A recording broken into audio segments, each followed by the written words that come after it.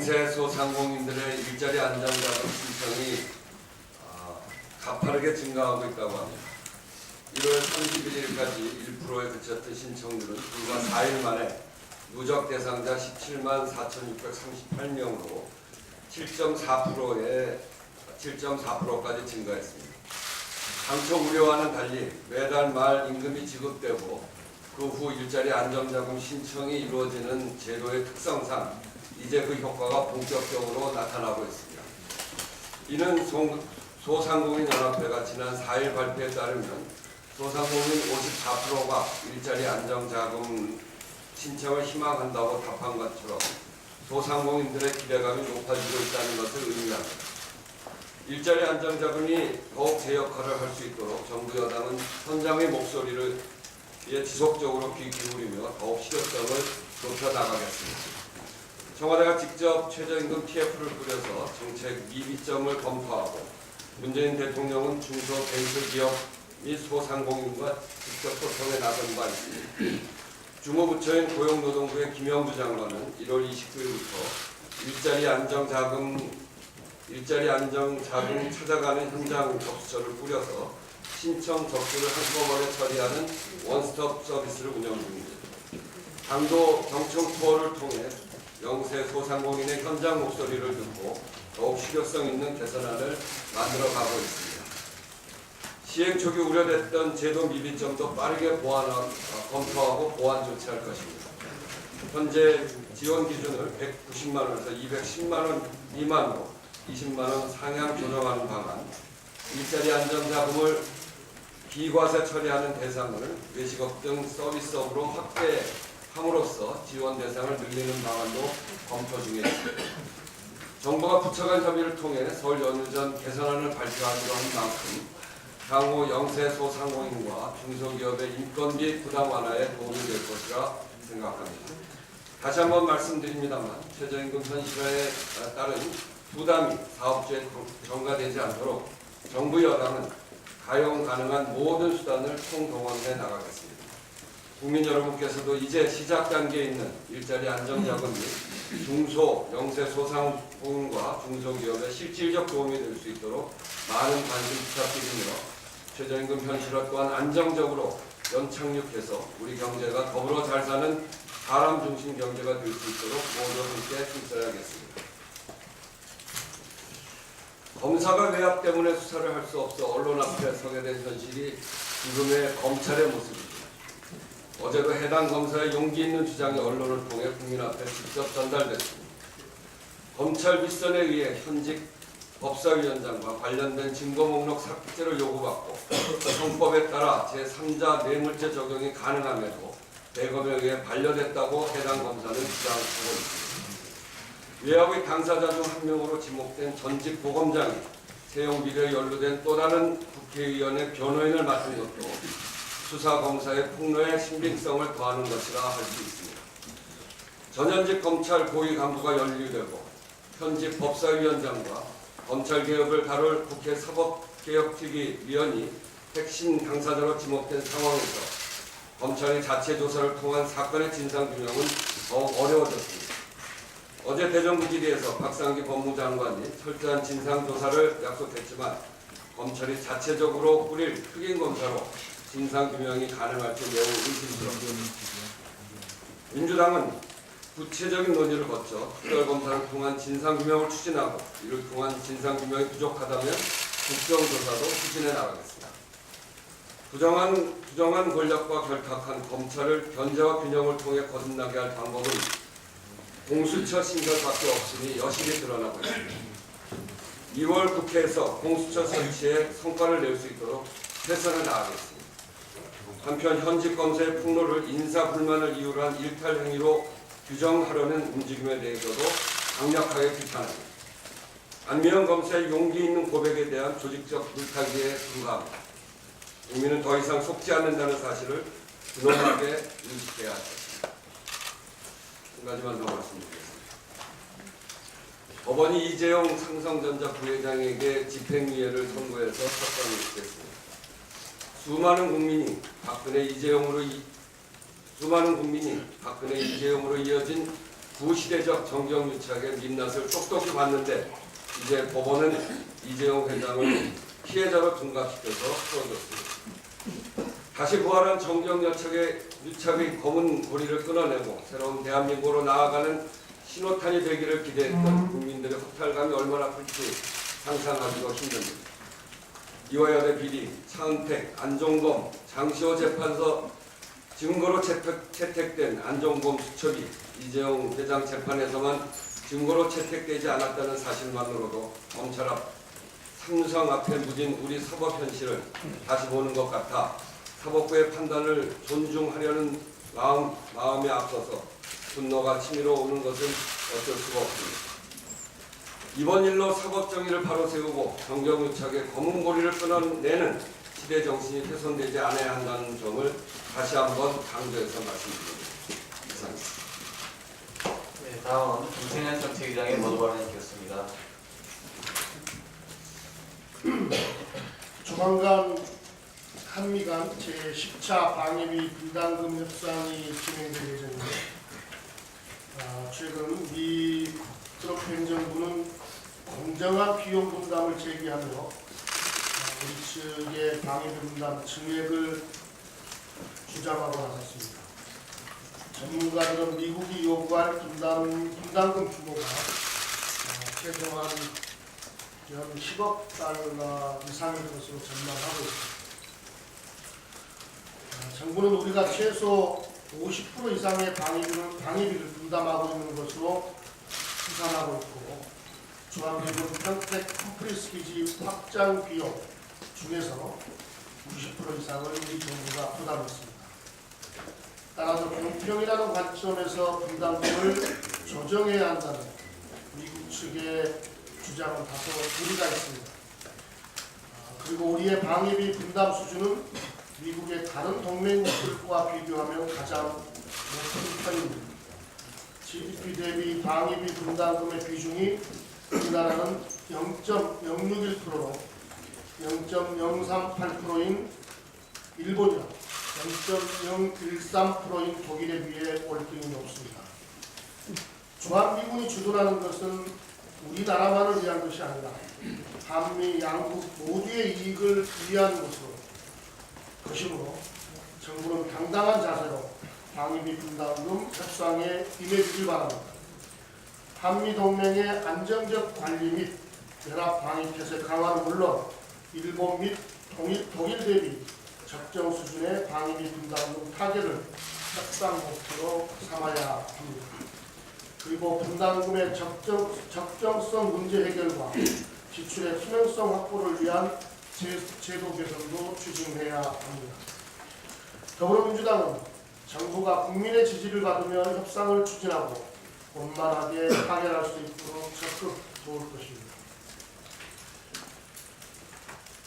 홍준표 대표께서 교육 예산 관련, 또 교육 예산 관련해서 현장을 방문 한 말씀 하셨는데 관련해서 말씀드리겠습니다. 홍준표 대표가 어제 어린이집에 방문해서 교육 예산 문제가 일선 교육감들의 방만한 예산 때문이라고 하겠습니다. 그리고 학생들은 줄었는데 교육청 예산은 늘어났다. 교육감들이 학교에 선심성 예산으로 다 뿌리고 있다. 현재 교육청 예산만으로도 교육 예산 감당이 가능하다. 이런 황당한 주장을 했습니다. 누리과정 어린이집 예산을 단 한 푼도 편성하지 않은 것이 박근혜 정부의 이렇게 교육 걱정을 하고 있습니다. 박근혜 정부 시절 누리과정 예산을 중앙정부가 책임진다고 했지만 누리과정 어린이집에 대한 국토 예산을 단 한 푼도 편성하지 않았습니다. 국회에서 조금씩 편성했습니다. 이로 인해 2013년 약 3조였던 전국 시도교육청 채무가 2016년 13조 4천억으로 늘어났고 앞으로도 2021년에서 30년 기간 동안 30년까지 이 기간 동안 매년 1조 이상의 원리금 상환이 필요한 상황입니다. 문재인 정부는 학부모들께 약속드린 대로 집권하자마자 2018년도 예산에 누리과정 어린이집 예산 전액을 국고로 편성해서 교육 예산 문제의 단초를 마련한 바 있습니다. 홍준표 대표가 뒤늦게 보육 예산에 대한 관심을 갖는 것은 다행인데 지방교육재정과 교육 여건에 대한 이해가 전혀 없습니다. 학생 수가 줄어들면 예산까지 줄여야 한다는 주장은 마치 농어촌 인구가 줄어드니 농업 예산을 줄여야 한다는 것이나 마찬가지입니다. 오히려 교육에 대한 투자를 늘려야 출산율을 높일 수 있다는 생각을 전혀 못하고 있습니다. 학교 현장에는 40년 넘는 노후 건물, 재래식 화장실이 허다합니다. 서울시만 해도 245개 초중고에 재래식 변기가 40% 이상 아직도 설치되어 있습니다. 노후시설 개선은 물론이고 내진 보강이나 성면 제거, 냉난방 시설 거쳐만 계산해도 약 25조 원의 시설 투자가 필요합니다. 법적으로 정해진 정규교사 확보율도 보건교사 76.4%, 사서교사 22.8%, 전문상담교사 27.1%, 영양교사 60.6%에 불과합니다. 교육예산은 비용이 아니라 미래에 대한 투자입니다. 홍준표 대표께서는 19세기적 사고방식을 넘어 우리 아이들에게 선진국과 같은 교육 환경을 만들어준 미래지향적 마인드를 갖기를 바랍니다. 감사합니다. 예, 다음은 현안단원입니다. 먼저 홍준표 정책위 수석부장의 발언이 있겠습니다. 네, 어제 대정부 질문에서 일부 야당원들의 그 발언 내용을 보고 정말 유감을 표명하지 않았습니다. 특히 바른당과 국민당의 합당해서 미래당을 만들었다고 하는데 바른당의 미래, 합쳐진 미래당의 미래는 자유한국당인 것 같습니다. 어제 색깔론과 극단적 반공주의에 입각한 발언들을 보면 그들의 미래는 자유한국당이라고 저는 생각합니다. 국무위원 보고 북한 대변인이라고 질의를 하지 않나. 지속적인 평화, 한반도 평화와 남북관계 개선을 위한 정부의 노력을 폄하하고 평창올림픽의 북한 참여를 비하하는 남북관계 개선을 훼손하는 그런 발언들을 일관되게 하는 것에 대해서 정말 최소한의 법도를 넘어섰다 이렇게 생각합니다. 어제 오신환 바른정당 대표가 한 얘기가 있었습니다. 양극단의 정당을 넘어서겠다고 하면서 한 극단에 있는 정당을 반공주의에 입각한 그 우익 정당이라고 얘기했었는데요. 바로 그 모습을 어제 본회의장에서 소위 합쳐질 미래당 앞으로 미래당이 될 의원들이 앞장서서 했다는 것에 충격을 받았습니다. 색깔론 공세는 대한민국 한국전쟁 이후에 적극적으로 소위 그 국제제를 위해서 그다음에 극단적으로 그 정권을 옹호하기 위한 세력들에 의해서 반복적으로 확대 심화되어 왔습니다. 이제 그 잘못된 고리를 끊을 때가 됐습니다. 도대체 누가 대한민국의 정통성을 부정합니까? 누가 대한민국의 자유민주적 질서를 부정하고 있습니까? 그런 사람은 없습니다.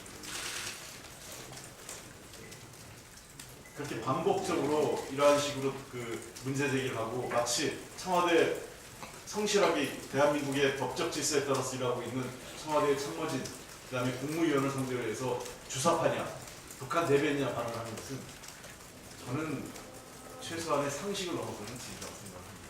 대정부 질문이 자유롭게 문제 제기를 하고 질문을 할 수 있는 자리를 하더라도 지켜야 될 선과 또 최소한의 예의라는 게 있습니다. 그리고 정말 새로운 미래, 대한민국의 미래와 한반도의 평화를 원한다면 그러한 식의 접근은 이제 지향이 될 것도 아닐까 생각합니다. 다시 한번 이번 대정부 질문에서 나온 이 색깔론은 대한민국에서 가장 없어져야 될 하나의 패습이고 적폐행위입니다.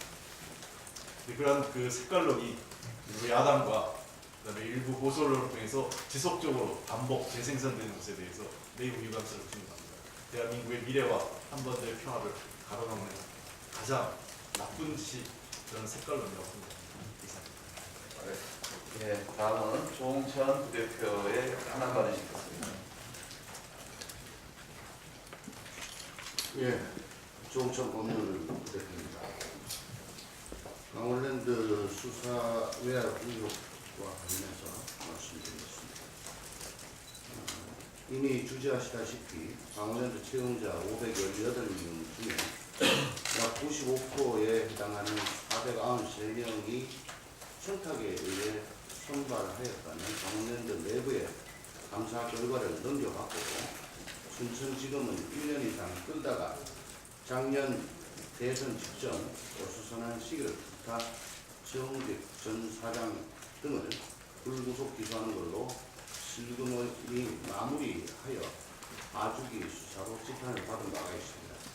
그러나 그저께 춘천지검장이 김수남 총장을 만난 다음날 불구속으로 처리하라고 지시했다는 현직검사의 폭로가 나왔고 채용 자격도 없는 자신의 비서관이 사장 특별 지시로 채용되고 또한 10여 명의 취업 청탁을 했다는 의혹을 받는 권성동 국회 법사위원장에 대해서는 2차 수사에서도 아무런 수사가 이루어지지 않은 바 있습니다.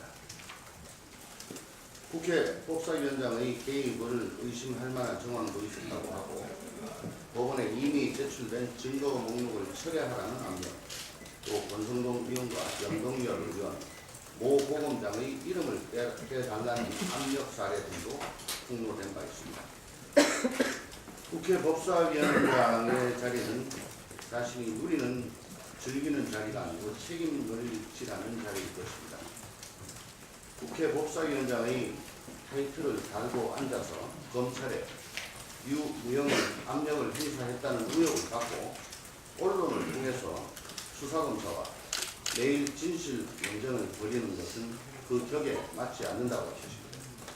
국회에 대한 국민의 신뢰를 떨어뜨리고 국회 법사위원회의 명예를 실추시킨 데 대해 당장 10분 후 개의 예정인 법사위 전체 회의소에서 그 자리를 비워놓음으로써 최소한의 책임이라도 져야 될 것입니다.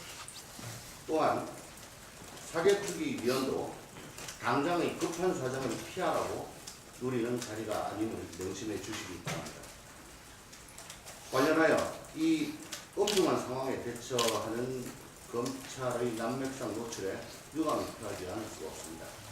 그젯밤 MBC 보도 후에 대검에서는 수사검사의 인사불만이라는 식의 입장이 나온가 하면 어제 검찰총장의 출근길 메시지, 법무부 장관의 대정부 질문 답변 기조와는 전혀 다른 춘천지검의 발표가 있었습니다. 총장과 장관은 객관적이고 철저한 사실 확인을 약속했는데 춘천지검은 바로 그 시간에 자기 방어에만 몰두하는 발표를 작성하고 있었습니다. 장관의 영이, 총장의 영이 서지 않는 것 아닌가, 또한 검찰이 이미 자정 능력을 상실한 것 아닌가 의구심이 들 정도입니다. 저는 기회 있을 때마다 사법개혁이라는 태풍의 발원지는 다름 아닌 검찰 자신이라는 점을 분명히 깨달아야 된다라고 누차 지적을 한 바 있습니다. 지금 객관적인 상황을 말씀드리면 의혹의 대상이 된 검찰 고위층은 이미 확인할 만큼 내부 조사로는 적절한 방법을 찾기가 힘듭니다. 또한 수사 기소권이라는 막강한 권력을 가지고도 제 식구 감싸기를 일관하고 몸 숨기고 피해 있으면 또 지나가겠지 하는 안이라는 생각으로 국면을 모면하려는 교태의 고리마저 살짝 보이고 있습니다. 그런 만큼 법무부 장관은 이번에는 특단의 조치를 내려주고 촉구합니다. 전현직 검찰 수뇌부, 법사위원장과 사개특위위원 등이 당사자로 얽혀있는 이 사건에 대한 검찰의 수사는 이해관계 충돌 또는 공정성을 기하기 어렵다는 점을 각별히 인식해 주시기 바랍니다. 작년 8월 미국으로 출국했다는 김수남 전 총장도 조속히 귀국해서 사실관계를 밝히고 조사에 응해야 할 것입니다. 그리고 수사의 공정성을 담보하기 위하여 남부지검장, 춘천지검장은 일시적으로라도 지휘권을 내려놓고 제2선으로 물러난 것이 마땅한 것입니다. 그런 만큼 법무부 장관은 제도특검, 즉 특별검사의 임명 등에 관한 법률에 따라 이 사건이 특별검사의 수사 대상 사건이라는 판단을 내려서 조속히 특검 수사가 진행될 수 있도록 결단을 내려주시기 바랍니다. 검찰이 아직도 손바닥으로 하늘을 가릴 수 있다고 믿는 것은 아닌가 의구심이 듭니다. 보다 처절하고 진지한 반성과 참여로 환부를 드러내고 객관적인 해법을 강구해 주기 바랍니다. 그리고 사법개혁의 길에 앞장서고 동참해 주시기 바랍니다.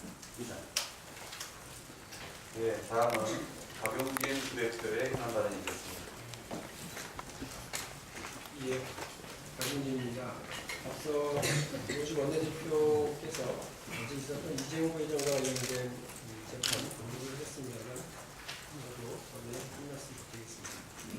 재판 결과는 참으로 실망스럽습니다. 이재용 부회장이 작년 1심에서 징역 5년이라는 가벼운 형량을 선고받았을 때부터 설마 했던 우려가 결국 현실이 됐습니다. 과연 이재용 부회장에 대한 집행유예 판결에 공감하는 사람이 얼마나 되겠습니까? 어제 우리는 법 위의 삼성, 상식밖의 법원을 다시 한번 확인했습니다. 어제는 삼성, 공건, 왕조의 3대 세습 경제 권력 앞에서 대한민국의 정의로워야 할 법이 무기력했다는 것을 확인했습니다. 이재용이 풀려났고 오너 리스크가 돌아왔습니다. 이재용 풀려났지만 사법정의는 불의의 감옥에 갇힌 모양새가 되었고 국민의 상식은 유전무죄라는 오래된 개탄 위에 무너져 내리는 한숨이 되고 말았습니다. 참으로 씁쓸하지만 이대로 좌절하고 있을 수는 없습니다. 재벌이 법 위에 군림하는 현실을 가만히 지켜봐서는 안 됩니다. 대한민국은 잘못된 과거로 다시 아무렇지도 않게 돌아가서는 안 될 것입니다. 우리는 미래로 가야 합니다. 비록 경악을 금치 못할 판결에 경의를 표한다는 야당 대표와 제1야당을 상대로 법안 논의를 해야 하는 더불어민주당의 처지가 답답하긴 합니다만 국회에서부터 변화가 시작되어야 하지 않겠습니까? 국회에는 재벌개혁을 위해 의미 있는 여러 법안이 제출되어 있습니다. 소위 이재용법을 비롯한 상법 개정안, 그리고 공익법인의 악용을 바로잡는 공정거래법 개정안, 삼성을 위한 특혜 규정인 보호법 감독 규정 개정안이 바로 그것입니다. 재벌의 특혜와 특권을 바로잡기 위해 국회가 그리고 더불어민주당이 계속 몸부림치겠습니다. 또 지난 국정감사에서 밝혀진 이건희 삼성그룹 회장의 차명계좌에 대한 과징금 부과 시한이 얼마 남지 않았습니다.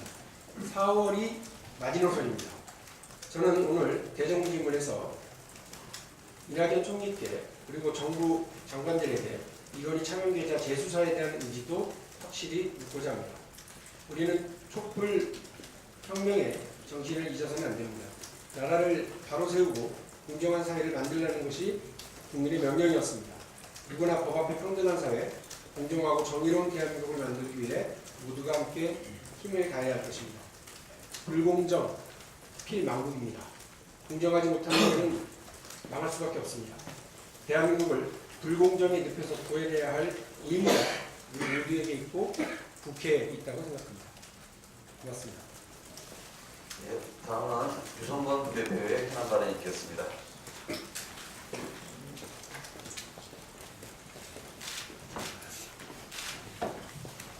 지방분권 부대표 유성건입니다. 일본 언론에 따르면 아베 일본 총리가 한일 정상회담에서 3월 중순 평창 패럴림픽 폐회 후에 조속히 한미 군사훈련을 실시할 것을 요구할 예정이라고 합니다. 이것이 사실이라면 매우 유감스러운 일이며 외교적 무례입니다.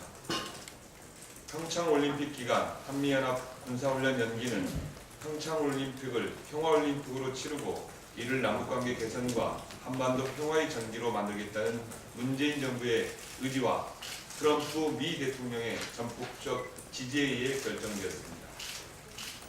한미 양국의 결단의 이유와 북한 또는 응원단을 포함한 선수단과 김영남, 최고인민회의 상임위원회 위원장을 단장으로 하는 대표단을 파견하는 등 한반도 긴장 완화의 전기를 만들어가고 있습니다.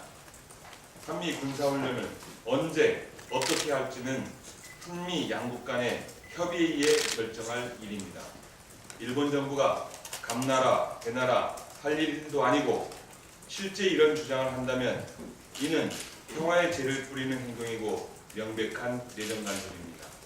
아베 총리는 간만에 무르익은 한반도 평화의 분위기를 반하는 언행을 자제하고 올림픽을 축하하기에 방문하는 우방국의 대표로서의 역할을 충실히 해주시기를 바랍니다.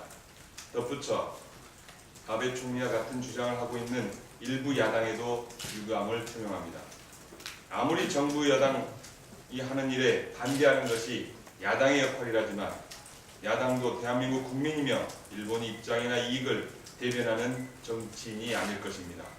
특히 이번 한 주는 평창올림픽이 평화적 개최와 평창 이후를 한반도 평화의 기회를 좌우하는 중요한 평창 외교 주간입니다. 평창올림픽은 한반도 평화를 이끌고 남북관계 개선에도 도움이 될 뿐 아니라 막대한 경제적 효과도 낼 수 있습니다. 평화는 답이고 곧 민생이기도 합니다. 야당은 국익을 위한 길이 무엇인지 본분을 망각하지 말고 자중해 주시기 바랍니다. 이상입니다.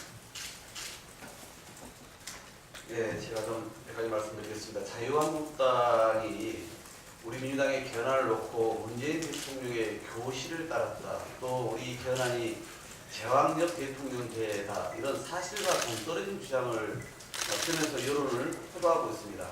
장시곧 도구라는 억지까지 펼치고 있습니다. 한마디로 견을 막기 위한 정치적인 선전선동에 불과합니다. 민주당은 6차례나 견총을 개최했습니다.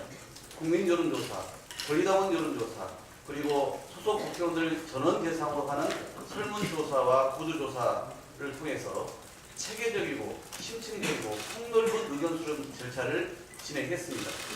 민심과 당심, 그리고 국회의원의 총의가 모인 국민 견안을 도출하였고 대통령제를 근간으로 공권과 협치를 강화하는 견안을 채택했습니다.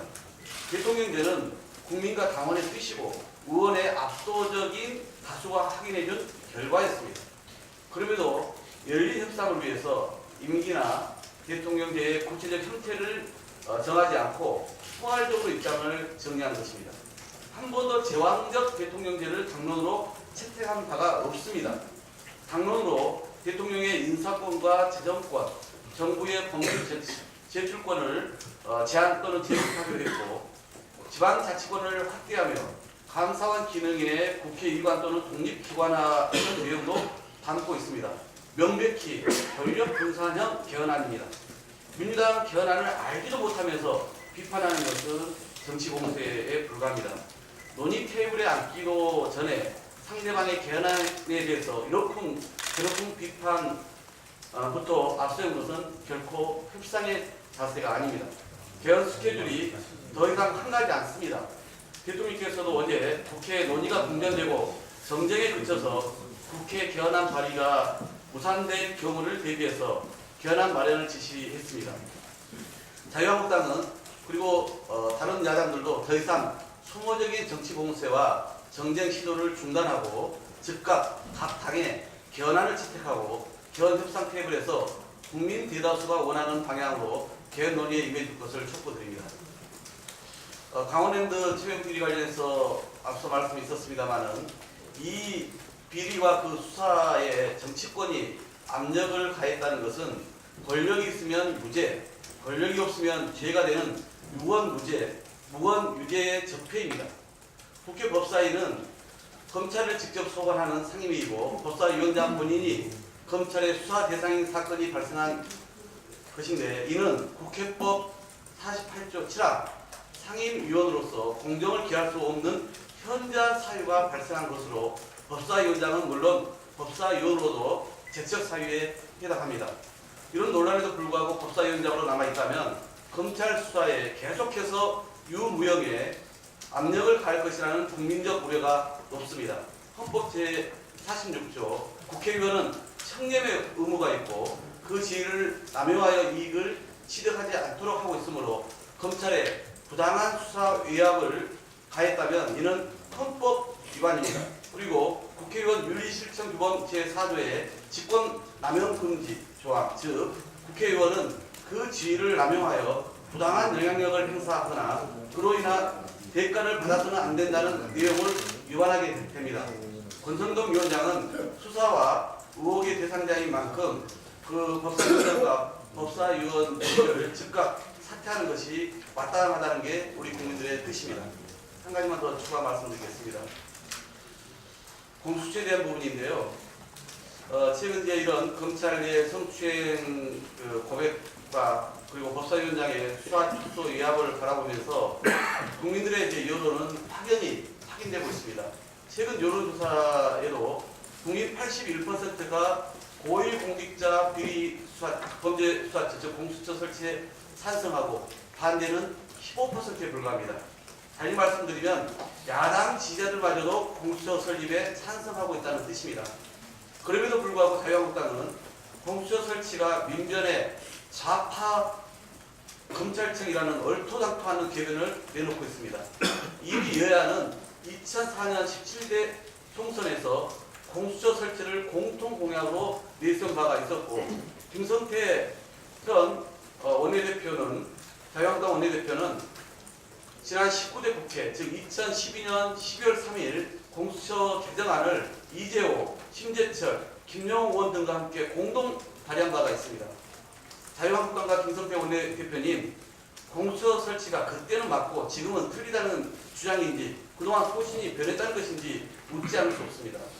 자유한국당은 과거부터 박이태, 강재석, 안상수, 홍준표 대표에 이르기까지 검찰 출신이 당대표를 10수년째 해오면서 공수처 설치에 반대한 바가 있었습니다. 자유한국당은 검찰 퇴직자의 동무회입니까? 아니면 검찰의 국회 대변이라도 된단 말입니까? 검찰의 신뢰도가 최악의 지경까지 추락한 작금의 상황에서 공수처 설치는 검찰의 수상을 재정립하고 거듭나게 하는 계기가 될 것입니다. 이상입니다. 네, 회의를 비공개로 전환하겠습니다.